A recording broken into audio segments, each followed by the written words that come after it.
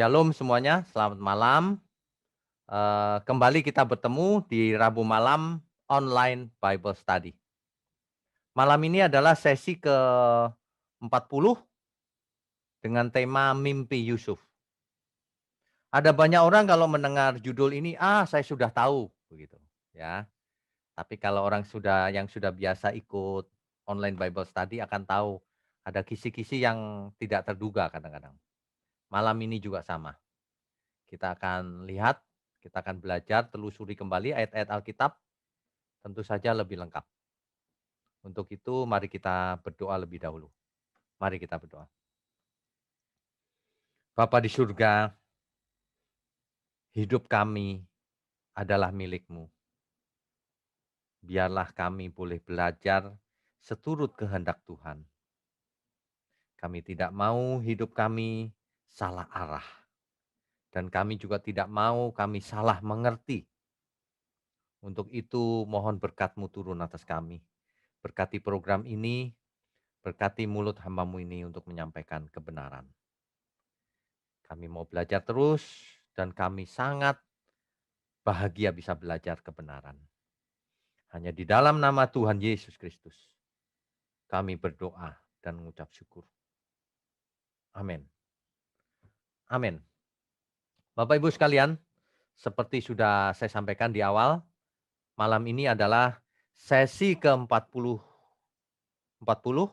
dengan tema Mimpi Yusuf. Di pertemuan kita yang lalu, kita sudah membahas tentang bapaknya Yusuf, yaitu Yakub, yaitu patriark terakhir dari 3 yang utama, yaitu sehingga namanya dipakai untuk pengenalan Allah yang benar, yaitu Allahnya Abraham, Ishak, dan Yakub. Nah, kalau kita perhatikan nanti, Yakub ini sangat mengasihi eee, Yusuf, tetapi garis Mesias tidak melalui Yusuf. Ya, nanti kita akan lihat sebentar. Saya akan share-kan screen-nya dulu ya. Bapak Ibu sekalian, tema besar kita malam ini adalah Mimpi Yusuf. Kisah Yusuf ini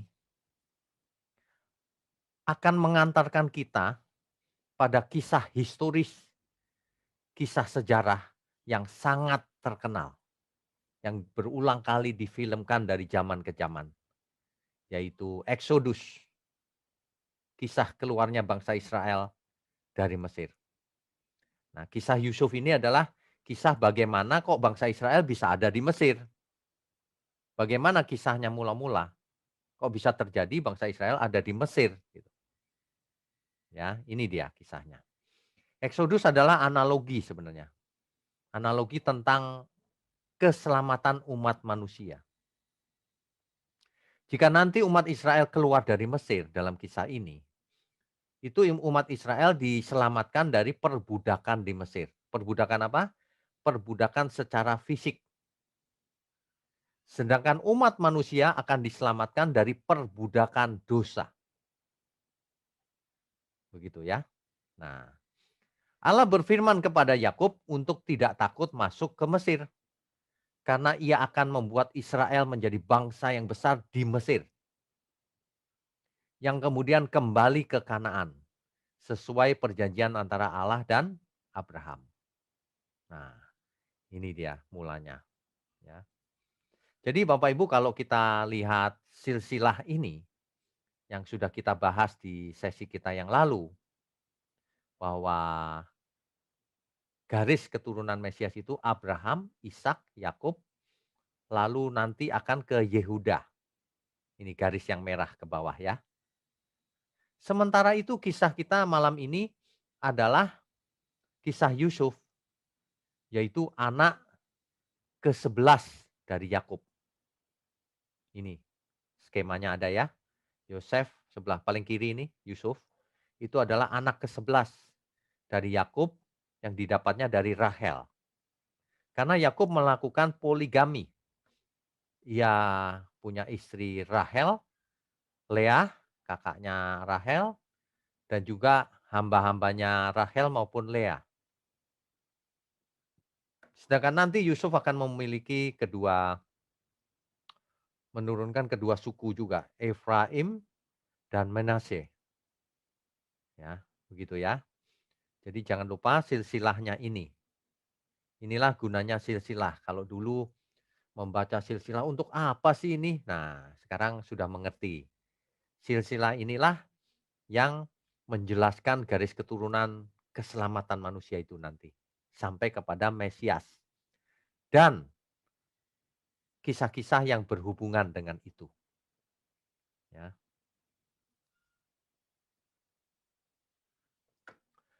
Dimulai dari Kejadian pasal 37. Tidak terasa kita sudah menelusuri kitab Kejadian sampai 37 pasal. Ayatnya yang pertama, adapun Yakub ia tinggal di negeri penumpangan ayahnya. Di mana itu?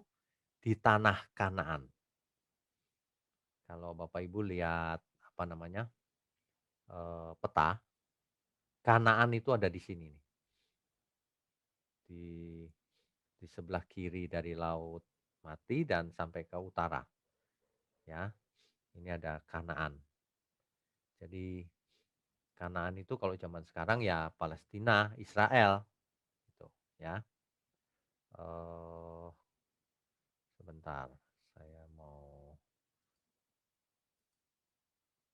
ya. Ini ya Bapak Ibu ya, Kanaan ya. Daerah Kanaan itu sekitar ini. Oke, lanjutkan. Ya. Pasal 2. Jadi inilah riwayat keturunan Yakub, Yusuf. Tatkala berumur 17 tahun, jadi Yusuf ketika itu masih umurnya 17 tahun, masih muda.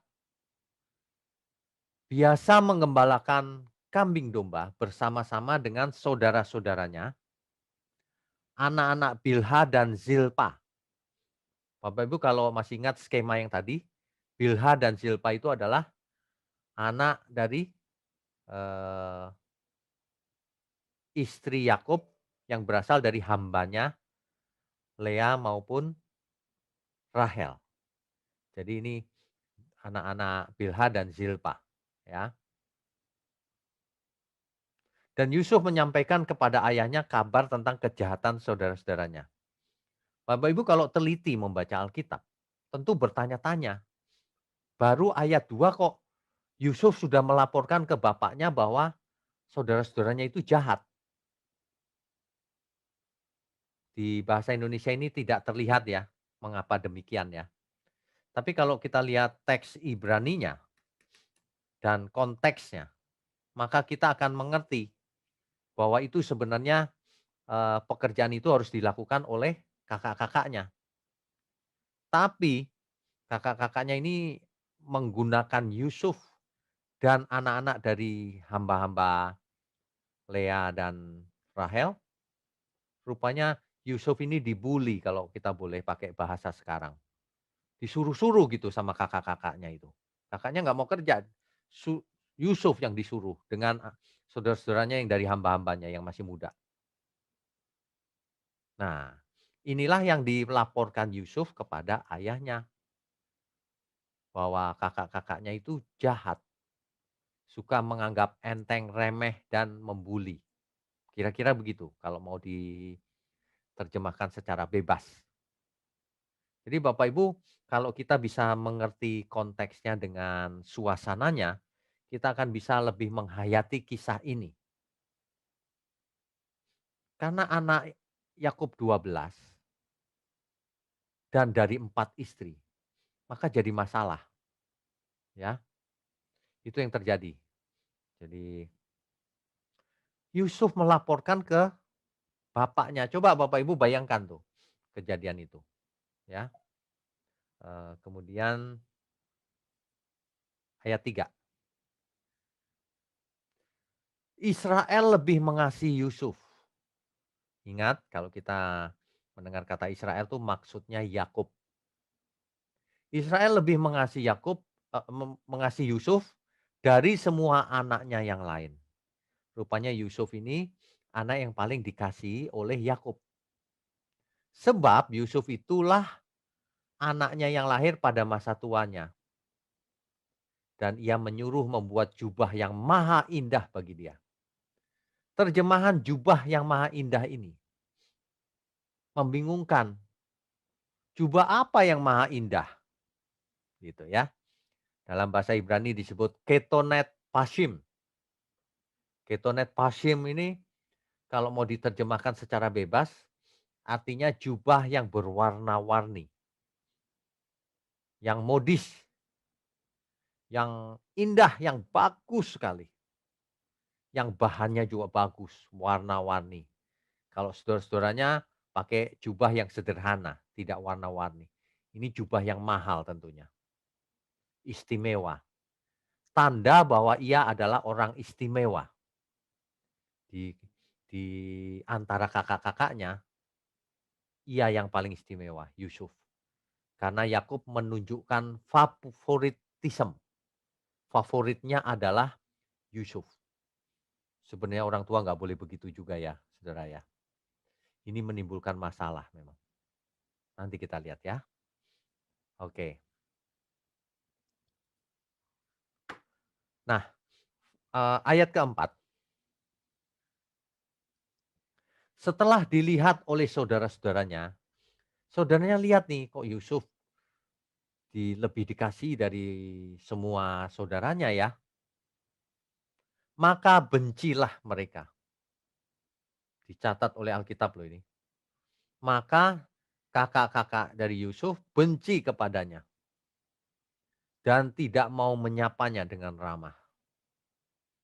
Bapak Ibu bisa mengerti situasinya ya. Yusuf dibenci karena diperlakukan istimewa oleh ayahnya. Sementara Yusuf itu polos gitu, naif. Dia nggak merasa ada sesuatu yang salah. Dalam hal ini tentu yang salah Yakub sebenarnya. Mengapa ia menunjukkan pilih kasihnya itu, ya. Sehingga Yusuf sangat dibenci oleh kakak-kakaknya. Ayat berikutnya. Pada satu kali Yusuf bermimpi. Ini sudah dibenci, Yusuf mimpi lagi. Lalu mimpinya itu diceritakannya kepada saudara-saudaranya. Yusuf ini naif, polos banget ya. Dia itu dibenci, pakai cerita lagi mimpinya ini. Mimpinya ini apa sih? Nanti kita lihat ya. Sebab itulah mereka lebih benci lagi kepadanya. Kakak-kakaknya makin benci diceritain mimpi itu. Mengapa? Karena mimpinya itu isinya begini. Ayat ke-6 sampai ayat ke-7. Karena katanya, kata Yusuf kepada mereka, coba dengarkan mimpi yang kumimpikan ini. Tampak kita sedang di ladang, mengikat berkas-berkas gandum. Lalu bangkitlah berkasku dan tegak berdiri. Kemudian datanglah berkas-berkas kamu sekalian, kakak-kakaknya semua, mengelilingi dan sujud menyembah kepada berkasku itu. Bapak Ibu bisa bayangkan nggak? Kakak-kakaknya ini benci banget sama Yusuf. Yusuf dengan polosnya ceritaku mimpi itu begini loh. Semua berkas gandum kakak-kakaknya itu menyembah berkas gandumku gitu. Makin sebel nggak nih kakaknya? Ini orang adikku yang satu ini naif atau sengaja ini mau bikin aku kesel, kira-kira gitu ya. Waduh, udah kita nggak suka diceritain begitu lagi. Maksudnya kita harus hormat sama adikku ini. Ya, kira-kira gitu situasinya Bapak Ibu. Nah, di ayat ke-8,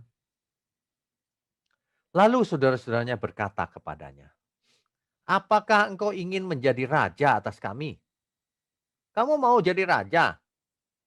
Saking keselnya nanya begitu tuh para saudara-saudara Yusuf.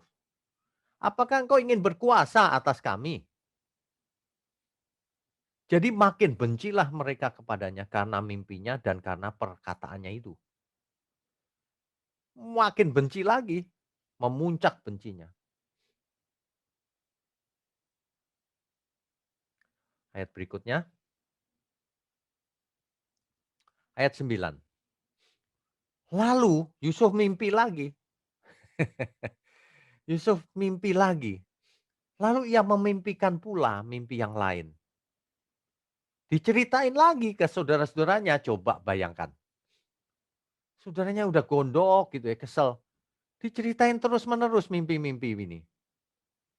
Kata Yusuf, aku bermimpi pula. Tampak matahari dan bulan. Dan 11 bintang sujud menyembah aku. Waduh, kakaknya ini panas loh. Masa ayah ibunya matahari dan bintang dan bulan itu seolah-olah lambang dari bapak dan ibunya, ya, yaitu Yakub dan Rahel. Masa dan 11 saudaranya menyembah dia, padahal ini Yusuf sedang cerita mimpinya, bukan keinginannya. Harusnya saudara-saudaranya ini harusnya kan dia berpikir, apa ya artinya ya kok dia mimpi begitu? Harusnya begitu. Bukannya tidak peduli dengan mimpi itu lalu malah membenci. Waduh, berat nih. Situasinya berat Bapak Ibu. Bukan cuma tidak akur loh. Yusuf seorang diri melawan semua saudaranya, kecuali adiknya tentunya ya. Kalau adiknya kan masih kecil, Benyamin. Satu dikeroyok oleh 11 saudaranya. Ya, oke. Kejadian 37 ayat 10 sampai 11. Setelah hal ini diceritakannya kepada ayah dan saudara-saudaranya, mimpinya yang tentang matahari, bulan, dan 11 bintang menyembah dia tadi itu, diceritakannya juga kepada ayahnya, sehingga ayahnya menegur Yusuf. Mimpi apa mimpimu itu? Masakan aku dan ibumu serta saudara-saudaramu sujud menyembah kepadamu sampai ke tanah?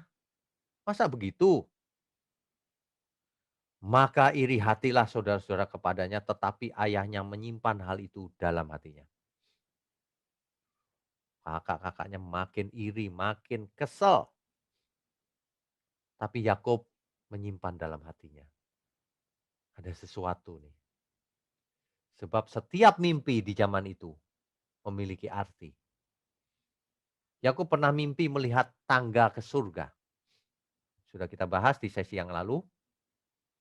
Tangga ke surga dan malaikat turun naik dari langit ke bumi balik lagi. Dan di ujung tangga itu di atas ada Elohim, ada Allah, ada Tuhan. Ya. Nah, kisah ini tragis sebenarnya, Bapak Ibu. Oke, berikutnya ayat berikutnya yaitu ayat. Jadi situasi ini makin memburuk sehingga mereka bermufakat untuk membunuh membunuh Yusuf maksud saya. Akhirnya. Dan itu diceritakan di ayat-ayat berikutnya. Kalau Bapak Ibu baca Kejadian 37 ayat 12 sampai 17. Yusuf diminta ayahnya untuk melihat keadaan saudara-saudaranya dan kambing dombanya. Maka Yusuf berangkat dari lembah Hebron ke Sikem. Bapak Ibu kalau mendengar kata Hebron, Sikem, tentunya sudah biasa ya karena di sesi-sesi yang lalu kita sudah sering membahas hal itu. Karena tidak menemui mereka maka Yusuf bertanya pada orang-orang lalu diberitahu bahwa mereka ada di Dotan. Lalu Yusuf menemui mereka di Dotan. Begitu ceritanya. Nah, disinilah terjadinya itu. Hal ini. Ya. Di ayat 18 sampai 21. Dari jauh kakak-kakaknya ini melihatnya datang. Tetapi sebelum Yusuf mendekat, kakak-kakaknya ini telah bermufakat mencari daya upaya, mencari cara untuk membunuh Yusuf. Waduh, kalau seseorang hatinya panas, itu berbahaya loh. Bapak Ibu masih ingat pembunuhan yang pertama kali terjadi di dunia? Ya, Kain membunuh adiknya Habel. Kain ketika itu hatinya panas, iri hati. Rupanya panas hati dan iri hati itulah yang mencelakakan manusia.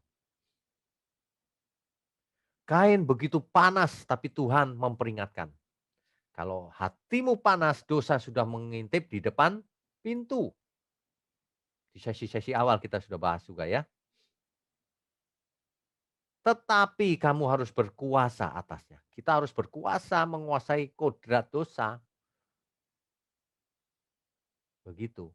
Kakak-kakaknya ini harusnya tidak panas hati.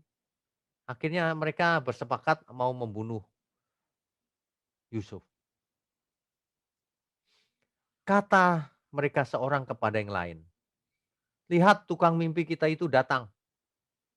Bapak Ibu sekalian, kalau di dalam bahasa Indonesia dipakai istilah tukang mimpi. Dalam teks Ibrani dipakai Baal ha-Khalomot. Baal ha-Khalomot. Baal, Bapak Ibu masih ingat kata-kata Baal? Baal itu biasanya dipakai untuk nama dewa ya, artinya master. Nah, Baal ha-Khalomot ini artinya itu loh, master of dreams, rajanya mimpi, tukang mimpi. Jadi ini sebenarnya kalimat ejekan.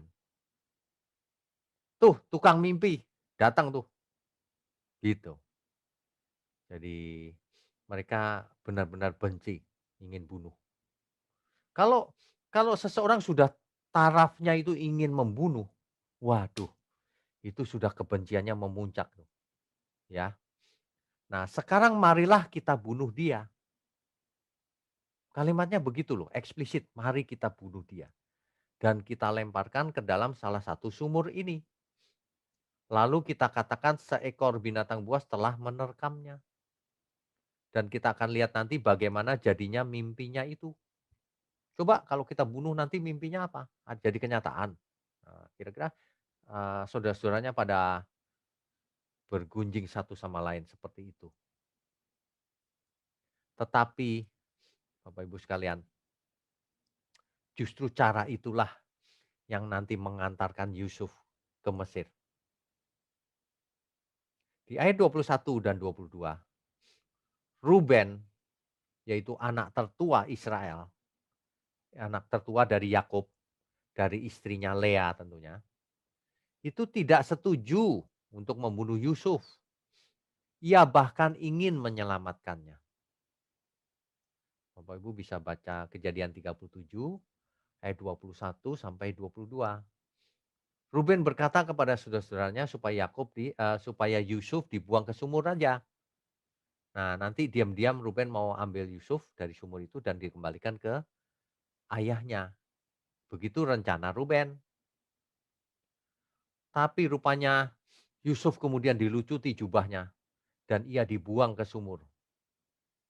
Nggak jadi dibunuh, ya. Lagi pula saudara-saudaranya berpikir untuk apa dibunuh, nggak untung apa-apa juga.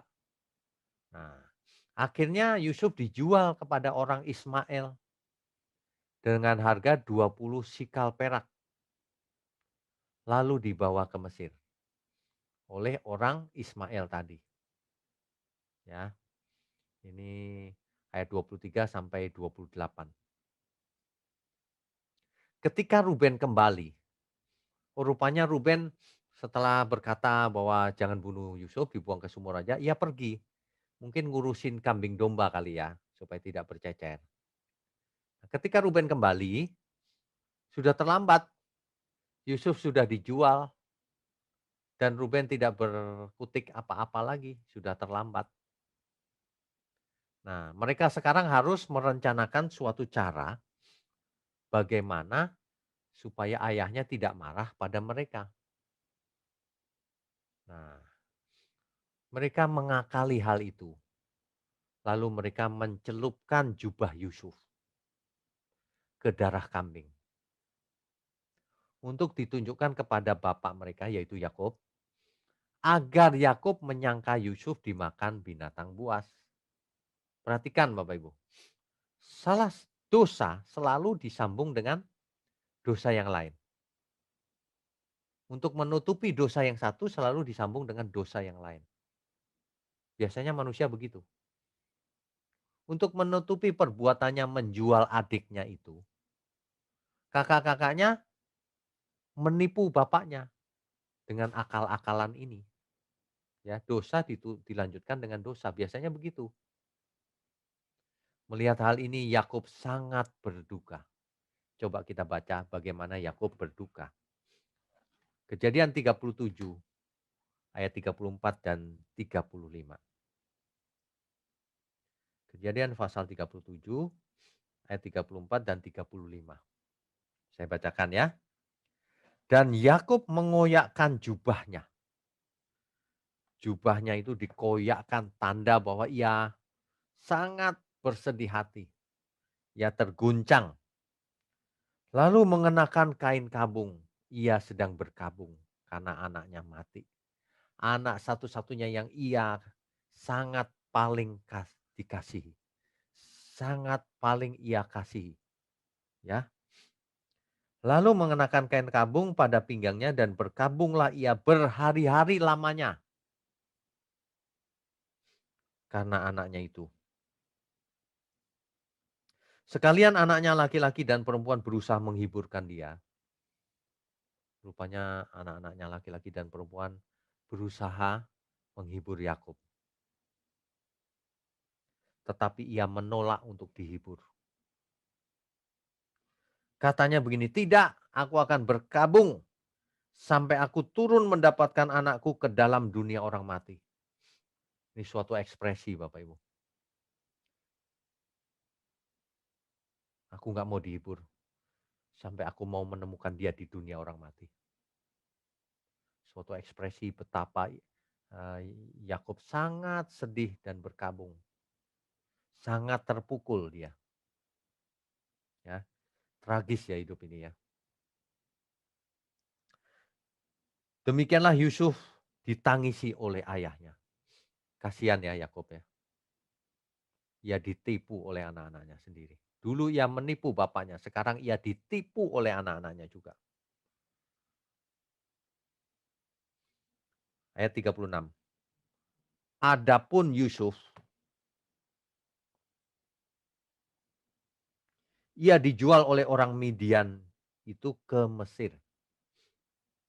Jadi tadi itu oleh orang Ismail itu dibawa ke Mesir, dijual di sana di Mesir. Ya, dijual kepada Potifar. Siapa itu Potifar? Seorang pegawai kerajaan. Kepala pengawal raja. Ya.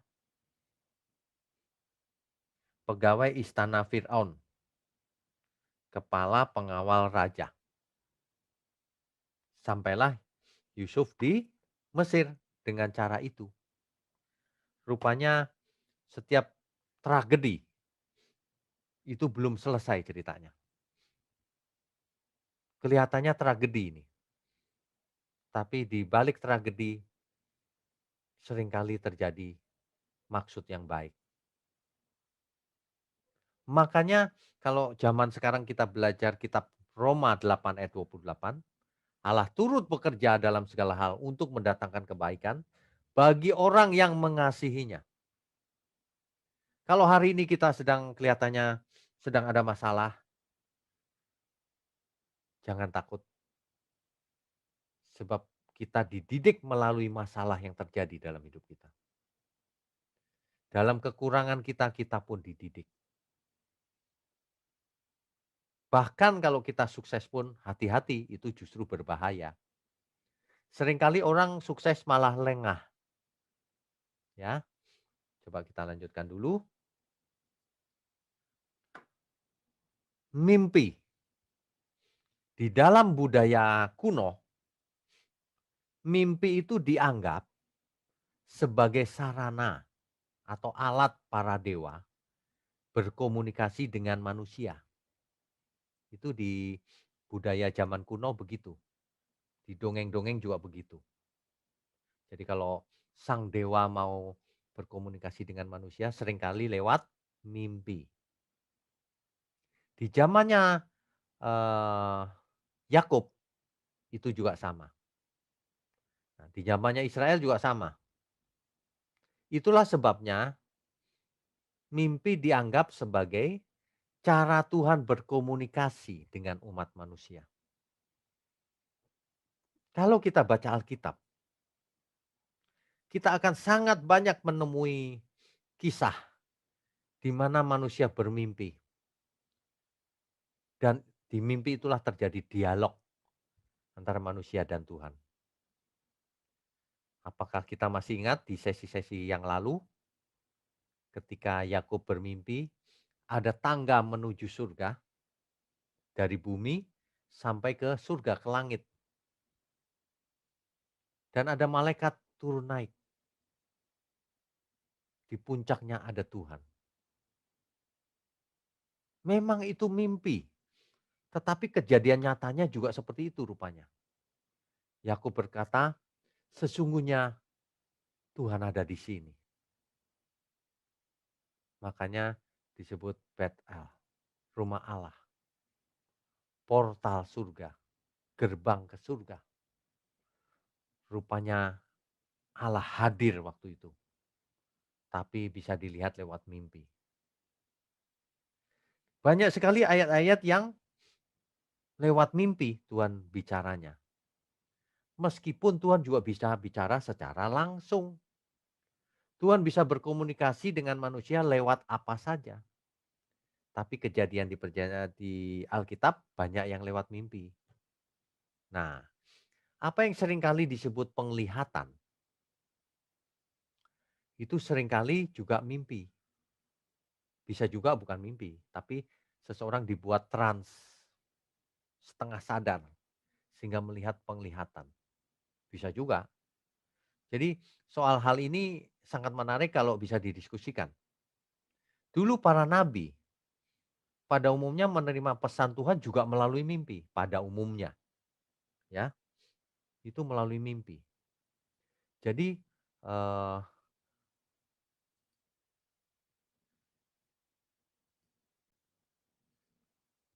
baik Bapak Ibu, soal mimpi ini. Jadi sebenarnya Tuhan bisa berkomunikasi lewat mimpi, itu benar. Alkitab mencatat hal itu. Tapi ingat ya, cara Tuhan berkomunikasi dengan manusia jangan dibatasi. Bisa lewat mimpi, bisa suara langsung, audible, bisa lewat nurani, Roh Kudus yang bicara dengan roh kita, dengan pikiran kita, dengan nurani kita. Bisa. Bisa juga pesan itu disampaikan melalui manusia lain. Atau bisa juga pesan Tuhan disampaikan melalui kejadian-kejadian setiap hari. Yang menjadi masalah itu manusianya. Dikirimin pesan tapi tidak mengerti sebagian besar. Ada kejadian dalam hidup kita yang seharusnya kita belajar daripadanya. Tapi banyak orang tidak belajar, malah sedih hati, malah frustasi, tidak mengambil hikmatnya, jadi tidak pernah belajar akibatnya seumur hidupnya. Mimpi ini sudah biasa.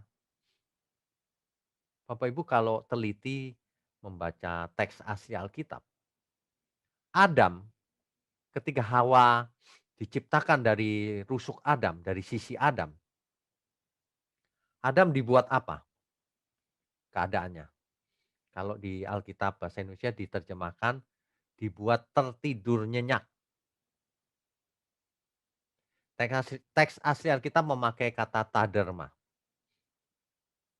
Sebenarnya artinya bukan tidur nyenyak. Kalau tidur nyenyak dia nggak sadar sama sekali. Itu artinya dibuat dalam keadaan ekstasi. Dibuat dalam keadaan apa ya ekstasi itu ya? setengah sadar, trans, seperti orang mabok, setengah sadar. Bahkan kalau pengertian saya ya, jangan-jangan Adam melihat bahwa Adam penciptaan Hawa itu cuma setengah sadar, seperti penglihatan gitu. Seperti seperti setengah mimpi. Nah, gitu deh. Tidak bisa diterjemahkan memang, tapi artinya itu, ya. Mimpi-mimpi ini terus berlangsung. Bahkan Maria, Yusuf juga bermimpi bukan? Maria diketemui oleh malaikat, Yusuf juga.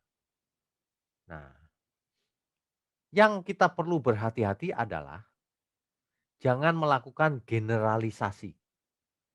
Generalisasi itu artinya gini, kalau dulu Tuhan berbicara lewat mimpi, kita tidak boleh hari ini kalau mimpi sesuatu selalu ini pasti Tuhan nih, ini pasti Tuhan nih, begitu.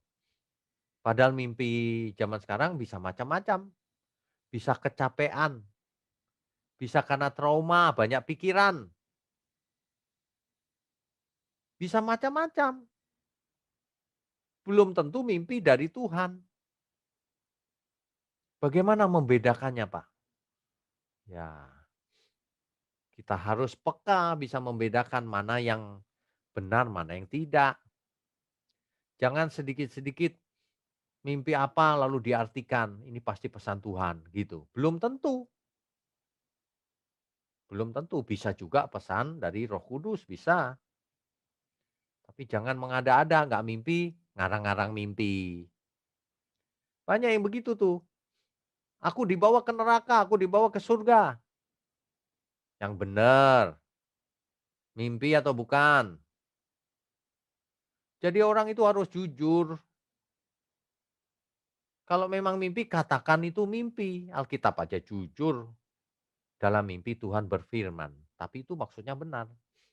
Bilang aja aku bermimpi. Aku seolah-olah dibawa ke suatu tempat. Mungkin itu bayangan neraka. Nah bisa. Jangan bilang gini, aku sudah ke neraka. Salah itu. Kalau seseorang sudah ke neraka, dia nggak balik lagi. Nggak ada yang bisa keluar dari neraka. Ngapain Tuhan ke neraka sana? Banyak orang itu nekat loh, ngarang-ngarang. Mimpi juga enggak, ngarang-ngarang dirinya ke sana. Terus dampaknya apa? Kebenaran itu selalu berdampak kepada hidup kita. Ada suatu ajaran yang mau disampaikan. Ada suatu hikmat yang mau disampaikan. Ada pesan Tuhan yang penting yang akan terjadi di masa depan. Begitu. Bukan memuliakan diri sendiri, aku ketemu Tuhan. Bukan.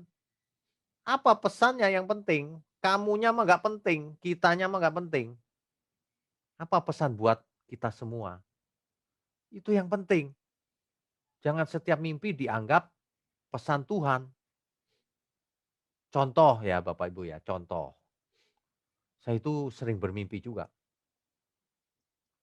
Suatu hari saya bermimpi begini. Saya ada di suatu desa. Desa itu di dekat gunung berapi. Gunungnya itu sangat dekat, cuma tetangga gitu. Suatu hari ada suara gemuruh. Wah, saya khawatir ini gunungnya meletus nih. Saya nengok ke jendela, ternyata memang meletus, apinya, lavanya keluar semua gitu. Semua orang saya teriakin, "Cepat, lari!" Tapi banyak orang tidak lari. Malah mereka, "Entar makan dulu, entar aku mau mandi dulu, entar aku mau make up dulu." Padahal api sedang turun. Nah, saya tidak boleh gegabah itu pesan Tuhan. Tapi bisa juga itu memang pesan Tuhan, pesan Roh Kudus supaya kamu harus teriak-teriak supaya banyak orang terjaga. Jangan menikmati dunia lalu seperti orang buta dan tuli, keadaannya sudah genting, mendesak, tapi tetap gak mau berubah, gak mau bertobat. Bisa juga, karena itu hikmat yang saya dapat. Tapi tidak boleh ngarang-ngarang. Kalau itu kan masih ada hikmatnya. Kalau ngarang-ngarang yang membuat aku hebat nih, itu bohong itu. Tuhan tidak pernah memberikan suatu pesan hanya untuk memuliakan diri kita, nggak ada itu. Kalau Tuhan memberikan pesan, itu pasti ditujukan kepada umat yang dikasihinya. Kalau seseorang bisa dipercaya, akan diberikan kepada dia tugas itu. Kalau seseorang nggak bisa dipercaya, nggak bakalan Tuhan kasih dia pesan itu. Oleh sebab itu, Bapak Ibu, Alkitab berkata begini, yang bisa dipercaya ditambah-tambahkan. Yang tidak bisa dipercaya, maka apa yang ada daripadanya diambil sekalian, biar nggak punya apa-apa dia. Ini menunjukkan bahwa kalau hidup kita ini bisa dipercaya Tuhan, artinya bisa dijadikan saksi, bisa dipercaya untuk melakukan pekerjaan Tuhan, untuk menyelamatkan banyak jiwa, untuk menyebarkan kabar baik, maka kita akan ditambah-tambahkan berkatnya dan kewajibannya. Ingat, kewajiban yang harus dilakukan. Orang yang jahat adalah yang diberi hak banyak tapi tidak melakukan kewajibannya. Itu sebabnya yang diberi banyak dituntut banyak. Jelas ya maksudnya ya? Nah, kalau kita diberi kesempatan banyak, kita dituntut untuk sempurnanya lebih banyak dibanding orang yang kesempatannya sedikit. Ingat baik-baik ya, jangan ini dijadikan digeneralisasi. Oh gitu ya Pak, kalau mimpi itu dari Tuhan ya selalu. Bukan, mimpi yang dikatakan oleh Alkitab ini yang dari Tuhan. Yang bukan dari Tuhan banyak.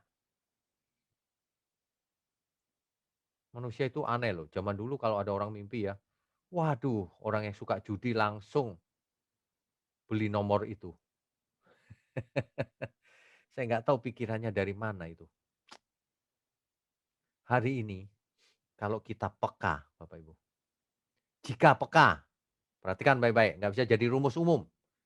Jika peka, Tuhan bisa berikan mimpi-mimpi sebagai pesan supaya kita mengerti tugas kita. Ya, begitu ya, Bapak Ibu sekalian ya. Kisah ini masih berlanjut dan kisah ini menarik. Kalau belajar itu harus tahu latar belakangnya, suasananya, dan dampaknya bagi kita apa. Karena setiap detail yang ada di sana itu mengandung pelajaran. Coba kalau kita lihat kisah ini, pelajarannya apa? Yang pertama, Yakub melakukan poligami. Poligami selalu mendatangkan masalah. Tidak pernah ada poligami yang tidak bermasalah. Sebab cinta kasih tidak pernah bisa dibagi. Bisa Pak kalau adil? Nggak ada manusia yang adil. Ingat baik-baik itu. Makanya poligami selalu mendatangkan masalah. Makanya Alkitab mengajarkan perkawinan Kristen itu monogami. Ingat, pusatnya kebenaran itu ada di perjanjian baru, bukan di perjanjian lama. Jangan pernah di antara kita yang ngomong, itu Yakub aja boleh Pak, 4 istrinya. Standar etika kita perjanjian baru, bukan perjanjian lama. Ingat baik-baik ya. Yang kedua, Yakub pilih kasih. Ia lebih mencintai Yusuf jauh melebihi yang lain. Tidak boleh ini.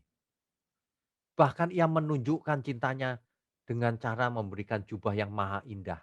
Coba perasaan saudara lainnya bagaimana? Ini salah Yakub ini. Kalau Yusuf mah polos orangnya. Ini Yakub yang salah. Makanya orang tua tidak boleh mengasihi anak melebihi yang lain. Nanti timbul sakit hati. Jangan pernah menyakiti hati anak. Nanti kau menuai di hari tuamu. Anak-anak tidak mau merawat. Ya, jangan pernah menyakiti hati anakmu. Amsal berkata begitu. Jangan, hai ayah-ayah, jangan kau sakiti anakmu. Gitu, ya. Eh, apa lagi? Poligami, favoritism, pilih kasih tadi ya. Saudara-saudaranya Yusuf juga begitu. Itu kan adiknya sendiri. Harusnya mereka yang membimbing. Harusnya mereka berpikir, ada apa ya kok mimpinya demikian ya. Mimpi itu pesan loh sebenarnya. Nanti di masa depan memang semua akan menyembah Yusuf. Termasuk bapaknya juga. Dan semua saudaranya. Kan kita tahu kisah itu ya. Jadi bukan Yusufnya sombong atau ingin menampilkan diri. Bukan, Yusuf ini naif, polos. Dalam kemudaannya ia polos.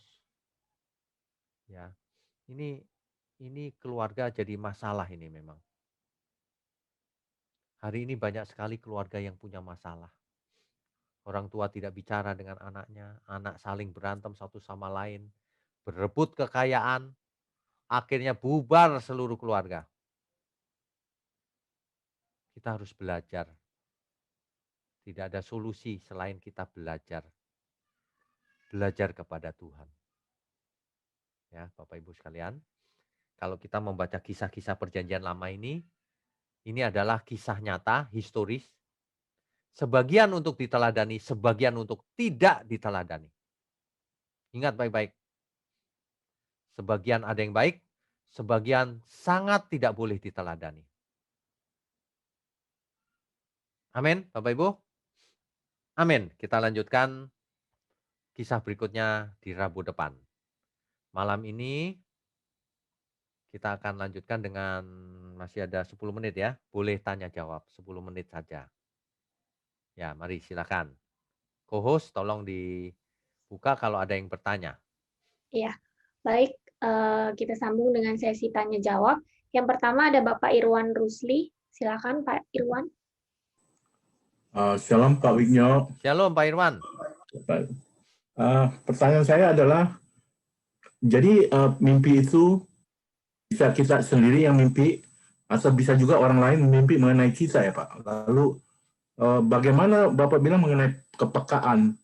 Kalau saya mimpi misalnya ketemu Yesus atau gitu, Pak, bagaimana saya mengaplikasi kepekaan saya itu ke dalam mimpi saya? Berarti masih mengerti firman Tuhan, keinginan Tuhan di dalam hidup kita, mengkoneksi semua itu, lalu merasakan, oh ini kemungkinan benar gitu.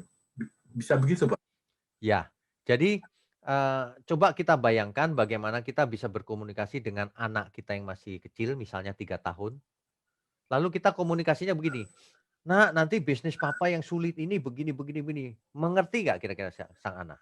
Tidak mengerti, karena kemampuannya belum nyampe, kepekaannya juga belum sampai. "Mah, nak, papa sedih." Nggak ngerti dia. Tapi kalau anak itu sudah dewasa, komunikasinya jadi jelas. Bahkan bisa pakai kode-kode, Pak. Dari jauh aja kita bisa kasih kode pakai ini, udah mengerti anaknya apa yang harus dilakukan. Itulah yang harus kita latih terus. Tuhan maunya apa? Belajar firman yang benar, konteksnya yang benar, Alkitab jangan dirubah-rubah. Banyak orang tidak mengalami hal itu karena baca Alkitab suka-suka sendiri. Tidak jujur juga. Gak bakalan kuasa Tuhan turun. Kalau jujur, sesuai konteksnya, maka pencerahan terjadi. Maka dalam sehidupnya sehari-hari harus latihan. Kalau sudah latihan maka mulai merasakan, mulai mempunyai kepekaan akan kehendak Tuhan, perasaan Tuhan. Nah, kalau itu sudah peka Pak, makin peka, Roh Kudus yang ada dalam diri kita memberikan komunikasi itu sederhana.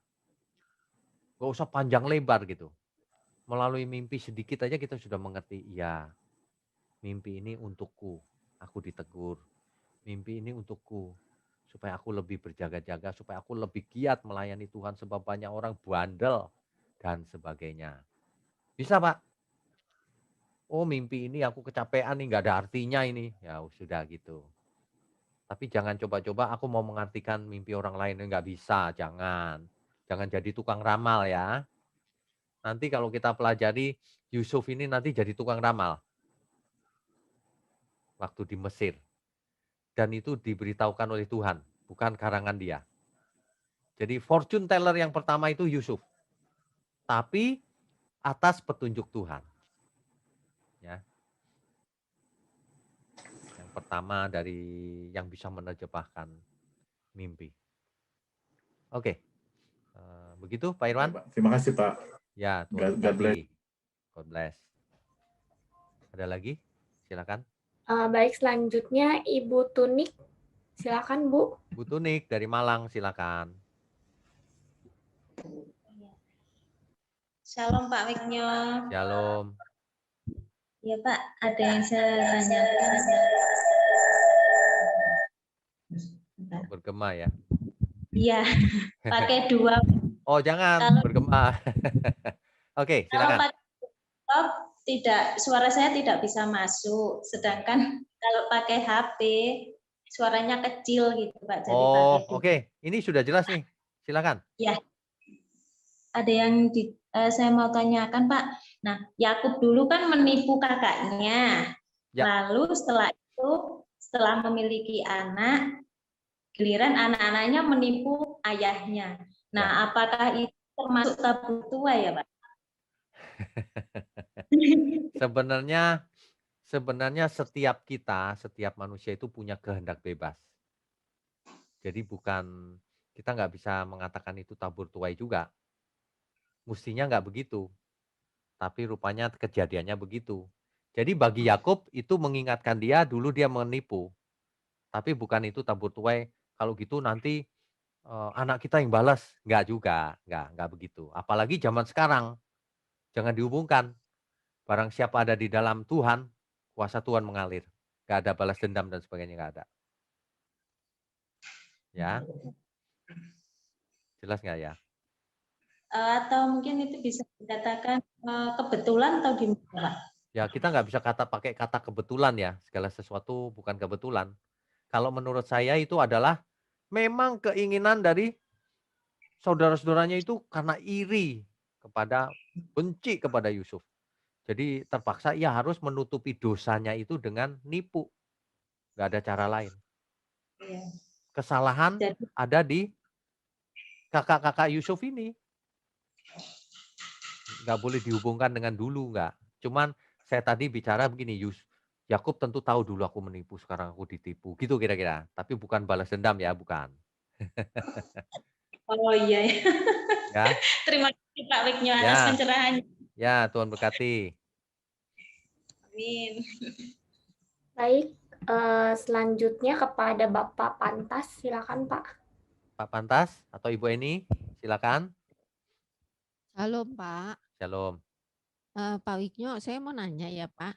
Itu kan tadi ada mengenai Yakob Family Tree ya Pak. Yakub apa? Yakob's Family Tree. Oh, yang oke. bagan itu. Ya. Bagan itu ya Pak. Ya. Kan ada Abraham, Ishak, Yakob, Rahel, Lea tuh ya Pak. Ya. Itu terus kan ada mungkin itu suku ya Pak ya, yang ada nomor itu 1, 2, 3, 4 gitu ya Pak. Itu anaknya Yakub yang akan menjadi suku-suku Israel ya. Nah itu maknanya apa ya Pak? Maksudnya di sini kan ada 1, 2, 3, 4, terus 5-nya ke anaknya Bilpah ya Pak. Terus 6 juga anaknya Bilpah gitu ya Pak. Itu Terus, urutan Bu. Hah? Itu urutan. Oh urutan. Nomor 1 itu yang paling tua. Oh. Seperti kita zaman sekarang yang nomor 1 anak saya umur. yang ini, nomor 2, nomor 3 gitu. Oh, jadi dari urutan Umur. tahun kelahirannya ya Pak. Ya. Oh iya. Yusuf iya. ke-11 kan? Yang 12 itu. Benyamin yang paling kecil. Iya. Oh iya. Ya Pak. Makasih Oke, Pak Wigno. berkati. Tuhan berkati Pak. Ya, next. Selanjutnya ada Ibu Widya tapi tidak buka video, Pak. Ya nggak apa-apa deh. Malam iya. ini boleh. Bu Widya, Silakan, Bu. silakan Bu. Ya, salam Pak. Shalom. Ya, ini masih mau berbicara tentang mimpi ya. Ya. Karena begini Pak, sekarang kan banyak sekali orang zaman sekarang kan, Ya. yang mengatakan, oh saya bermimpi, oh saya Tuhan menyuruh saya begini, kan Tuhan mengatakan ini dan sebagainya. Ya, Nah, pertanyaan saya itu apa benar memang daripada Tuhan. Karena kan kita setiap mimpi tersebut harus kita uji kan, Betul, harus kita uji kebenarannya dan apa? betul, Karena sekarang banyak sekali kesaksian betul, di YouTube ya, betul. mengatakan, oh saya dipakai Tuhan, Tuhan mengatakan ini dan pokoknya banyak Pak. Ya, Makanya ya sekarang kan di sini kita berbicara tentang mimpi, ya, bahwa Tuhan itu memang Tuhan memakai mimpi ya melalui orang manusia, tetapi ya, kan harus diuji juga dan ya. kita harus Tidak melihat semua dua mimpi orang. berasal dari Tuhan, begitu kira-kira. Ya, iya. Nah itu pertanyaan saya yang sekarang itu bagaimana? Kan banyak sekali yang mengatakan Ya, itu ya. ya, Jadi itu. ya. Gini Bu. Jadi Iya. kalau kita aku mendengar suara Tuhan, dikit-dikit ngomong gitu, jangan percaya sama dia. Hmm, Apalagi kalau ternyata mimpinya itu soal kesombongan dia. Iya, Ciri-ciri kebenaran itu, yang disampaikan itu pasti hal penting, Bu. Jangan begini, saudara, tadi sebelum kita mulai PA ini ya, saya ketemu Tuhan, saudara. Kayaknya ketemu siapa gitu. Terus maksudnya apa? Nggak ada pesan khusus. Ada, saudara harus bertobat. Itu mah bukan pesan khusus, dari dulu juga harus bertobat. Itu pasti bohong yang begitu-begitu. Kalau Tuhan iya, tampil itu iya. spesifik, ada pesan khusus. Mm, Lagi pula jangan jangan gampang percaya dengan begitu. Faktanya mana? Banyak orang bernubuat juga nggak cocok kan? Itu artinya bukan nubuat, Betul. itu lu buat-buat. Itu artinya manusianya Iya, Bu yang bikin-bikin ya. iya itulah Pak Hati-hati. ya makanya iya, iya Hari makanya kan ini hari banyak ini lebih sekali. banyak hoax Bu daripada kebenaran. Betul, betul Pak. Hati-hati. Iya, Ya, hati-hati. ya. Iya. Oke, Tuhan berkati ya Iya, Bu. makasih Pak ya. Oke. Iya. Satu lagi yang terakhir, ini kalau ada, ini sudah jam 8 soalnya. Udah nggak ada, Pak. Oh sudah nggak ada? Pas ya Iya. jam 8 ya? Tahu Iya. aja Bapak Ibu. Oke, senang sekali bisa belajar bersama dengan Bapak Ibu sekalian, dengan umat Tuhan, dimanapun berada, bahkan sampai ke ujung bumi. Ke ujung-ujung dunia loh ini. Bisa ada yang di Amerika, di Australia, di mana-mana. Ini luar biasa. Saya percaya Tuhan memberkati kita semua. Ya, Bapak Ibu. Sebelum kita selesaikan, mari kita berdoa lebih dahulu. Mari kita berdoa. Bapa di surga, terima kasih untuk firman-Mu. Kami sungguh beruntung memiliki kesempatan di sisa umur hidup kami untuk mendengar yang benar. Sehingga semua yang kami pelajari dari firman-Mu berdampak dalam hidup kami. Dari hari ke hari kami semakin lengkap pengertian kami semakin dicerahkan, sehingga kami boleh melakukan segala sesuatunya dengan lebih benar dan lebih menyenangkan Tuhan. Terima kasih Tuhan, Tuhan berkati program ini, online Bible Study, sampai selama-lamanya. Tuhan berkati pelayan-pelayan-Mu yang ada, juga seluruh umat-Mu dimanapun berada. Terima kasih Tuhan, Tuhan berikan kesehatan dan umur panjang buat kami semua. Hanya di dalam nama Tuhan Yesus, kami sudah menerima segala berkat. Haleluya. Mari semua yang percaya katakan, amin. Saudara sekalian, bicara soal kebenaran, setiap orang merasa benar. Makanya semua kecap dinomor satukan. Ada orang yang mengatakan, saya paling benar, ini paling benar, itu paling benar. Mana sebenarnya yang paling benar? Oleh sebab itu, hadiri seminar 7 natur kebenaran dan aplikasinya. Seminar ini wajib dihadiri oleh para teolog, apologet, pengkhotbah, bahkan oleh para jemaat sendiri, agar kita bisa membedakan manakah yang benar, manakah yang salah. Inilah alat uji kebenaran yang sangat objektif dan alkitabiah. Pastikan saudara ikut dan ajak seluruh saudara dan sahabat-sahabat. Bapak-bapak dan ibu-ibu yang terkasih dimanapun berada, yuk kita belajar pelajaran Alkitab bersama secara online setiap hari Rabu jam 7 malam bersama Pendeta Bapak Wignio Tanto secara online, bisa melalui Zoom. Tetapi kita harus mendaftarkan dulu ke nomor berikut ini. Selamat bergabung dan Tuhan Yesus memberkati.